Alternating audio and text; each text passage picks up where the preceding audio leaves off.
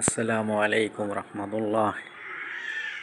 ইকরা জাতীয় স্কুলে জন্য বেশি বেশি দোয়া করবেন।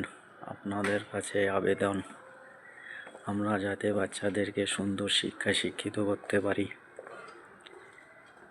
কোরআন, হাদিস, অঙ্ক, ইতিহাস, ভূগোল, বিজ্ঞান, সায়েন্স, কম্পিউটার সব শিক্ষার ব্যবস্থা আছে ইনশাআল্লাহ,